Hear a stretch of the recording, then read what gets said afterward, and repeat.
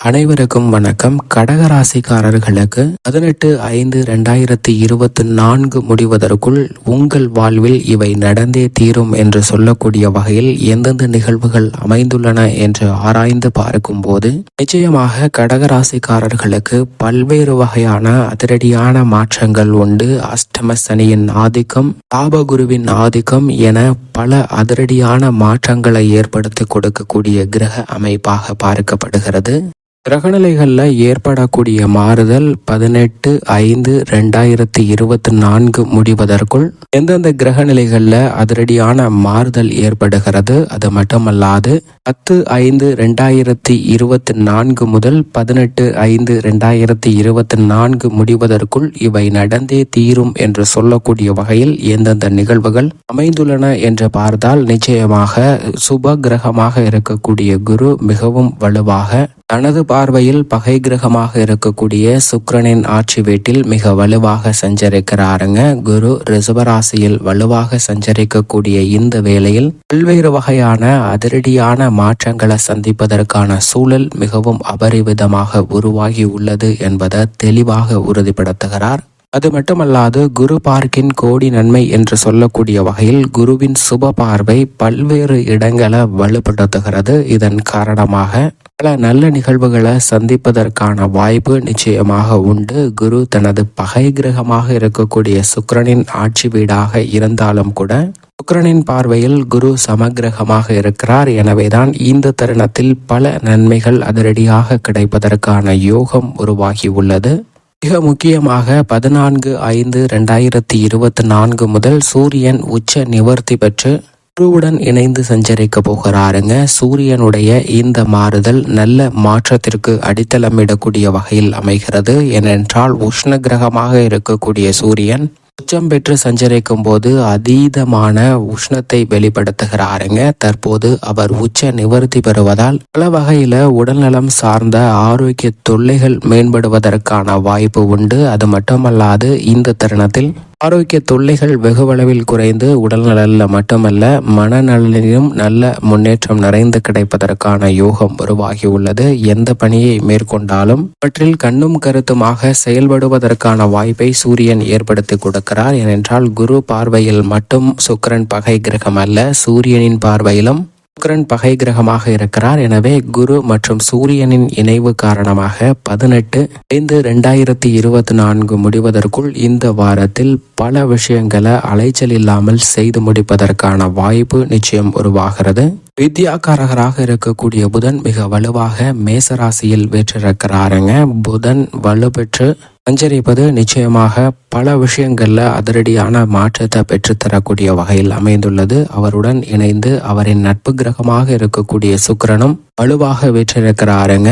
புதன் மற்றும் சுக்கிரனின் இணைவு காரணமாக புத சுக்கிர யோகம் நிறைந்து கிடைக்கக்கூடிய ஒரு தருணமாக பார்க்கப்படுகிறது. எனவேதான் 18/5/2024 முடிவதற்குள் பல அதிரடியான மாற்றங்கள் உண்டு. ஏனென்றால் சுக்கிரனும் இதற்கு பிறகு ஆட்சி பலம் பெறுகிறார். எனவே மிக பெரிய அளவில் அதிரடியான மாற்றங்களும் வாழ்வில் பல செல்வ செழிப்பும் முன்னேற்றமும் நிறைந்து பெறக்கூடிய தருணங்களும் உருவாகக்கூடிய ஒரு அமைப்பு நிச்சயமாக கிடைக்க இருக்கிறது என்பதை தெல்ல தெளிவாக உறுதிப்படுத்துகிறாருங்க சுக்கிரன். முக்கூட்டு கிரகங்களுமே மிக விரைவில் இணைந்து சுக்கிரனின் ஆட்சி வீடான ரிஷபராசியை வலுப்படுத்தக்கூடிய வேளையில் பல அதிரடியான வாய்ப்புகள் நிறைந்து கிடைக்கும். அதற்கு முன்பதாக இருக்கக்கூடிய இந்த தருணத்தில் அவற்றிற்கு அடித்தளமிடக்கூடிய வகையில் நல்ல பல மாற்றங்களை ஏற்படுத்தி கொடுக்க போகிறார் என்பது யதார்த்தமான உண்மையாக பார்க்கப்படுகிறது.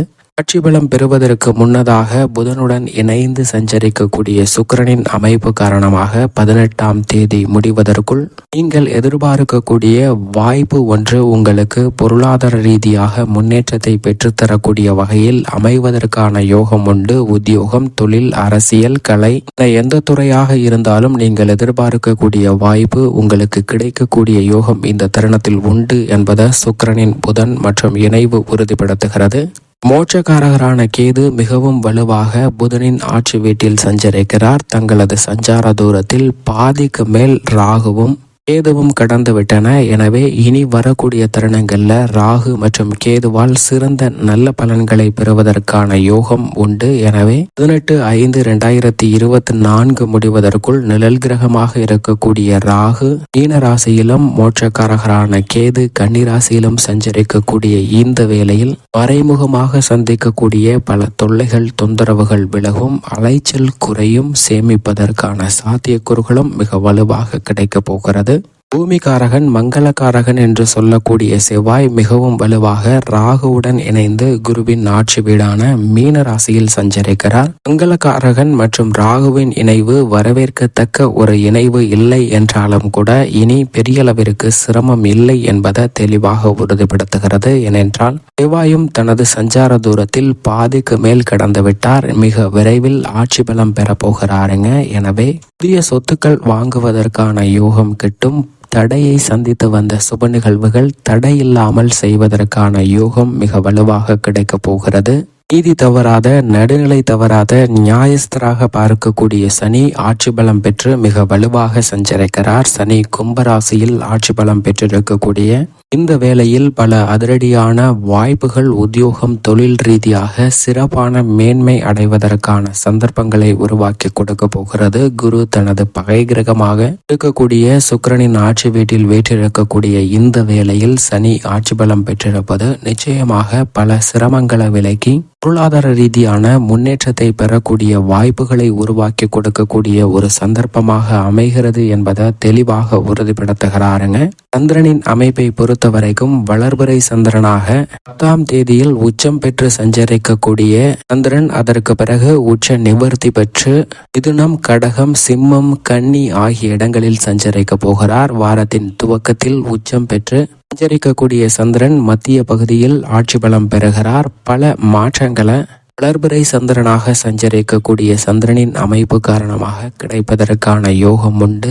தடைகள் அனைத்தும் விலகும். வெற்றிக்கான நல்ல வாய்ப்பையும் சந்தர்ப்பத்தையும் சந்திரன் உருவாக்கி கொடுக்கிறாருங்க. இப்படி நவ கிரகங்களின் அமைப்பும் இப்படி 10 முதல் 18ஆம் தேதி வரை இருக்க, மேலும் இவை நடந்தே தீரும் என்று சொல்லக்கூடிய வகையில் எந்தெந்த நிகழ்வுகள் உள்ளன என்று பார்க்கும்போது கடகராசிக்காரர்களுக்கு ராசியின் ராஜயோகாதிபதியாக இருக்கக்கூடிய குரு லாபஸ்தானத்தில் மிக வலுவாக சஞ்சரிக்கிறார். அவருடன் இணைந்து 14ஆம் தேதி முதலும் முடிவுமாக இருக்கக்கூடிய உஷ்ண கிரகமாக இருக்கக்கூடிய சூரியனும் லாபஸ்தானத்தை வலுப்படுத்த போகிறாருங்க. கடகராசிக்காரர்களுக்கு ரெட்டிப்பு நன்மை நிறைந்து கிடைக்கக்கூடிய ஒரு அமைப்பாக நிச்சயமாக பார்க்கப்படுகிறது. எனவே இல்லத்தில் பல்வேறு வகையான மகிழ்ச்சி நிறைந்த செய்திகள் கிடைக்கும். கணவன் மனைவிக்கிடையே ஒற்றுமை அதிகரிக்கும். குடும்ப உறுப்பினர்களுக்கிடையே ஒரு புரிதல் என்பது நிச்சயமாக கிடைக்கக்கூடிய வாய்ப்பு உண்டு. எனவே ஒற்றுமை பலப்படக்கூடிய ஒரு தருணமாகவும் உறவுகள் வலுப்படக்கூடிய ஒரு சந்தர்ப்பமும் நிறைந்து கிடைக்க போகிறது. 18/5/2024 முடிவதற்குள் கடகராசிக்காரர்களுக்கு தொழில்துறை, வியாபாரத்துறை சார்ந்த பணிகளிலும் உத்தியோகத்திலும் அஷ்டம சனியின் ஆதிக்கம் வெகுவளவில் குறைந்திருக்கிறது.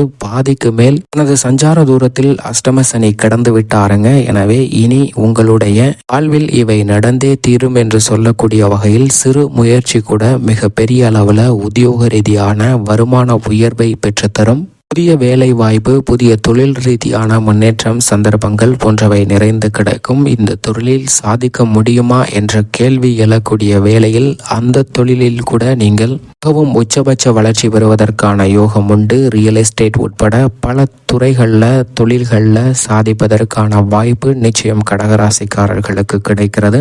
மீடியா, பத்திரிகை உட்பட பல துறைகளில் உங்களது தனித்திறமை வெளிக்கொணர்வதற்கான யோகம் உண்டு. ராகுவுடன் இணைந்து செவ்வாய் 9இல் வலுவாக வீற்றிருக்கிறார். எனவே திட்டமிடக்கூடிய வகையில புதிய வாய்ப்புகள் உங்களை தேடி வரும். உத்தியோக ரீதியாகவும் அரசியல், கலைத்துறை ரீதியாகவும் புதிய வாய்ப்புகள் கிடைக்கும். விவசாயம் சார்ந்த பணிகளில் நல்ல வளர்ச்சி உண்டு.